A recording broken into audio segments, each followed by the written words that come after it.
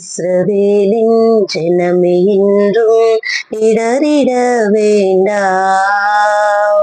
யெகோவாவும் தெய்வமானால் ஏதும் பயம் வேண்டாம்.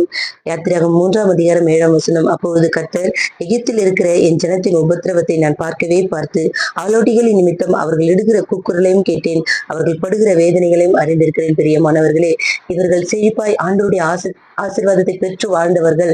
ஆனால் இன்றைக்கு உபத்திரப்படுகிறார்கள் என்று சொன்னால் அதன் வழியாக ஒரு கானான் தேசத்தை சுதந்திரிக்கிறதுக்காக தாங்க. பிரியமானவர்களே, இன்றைக்கு நாமும் கூட நினைக்கலாம், நான் என் வாழ்க்கையில இப்படி ஒரு கஷ்டத்தை நான் அனுபவிச்சதே இல்லை, இப்படி ஒரு சிறுமை என் வாழ்க்கையில காணப்பட்டதே இல்லை, நான் ரொம்ப செழிப்பா வாழ்ந்தேன், ஆனா இப்போ இருக்கிற என் காலங்கள் ரொம்ப சிறுமைப்படுத்தப்பட்டு இருக்கின்றது நினைக்கிறீர்களா?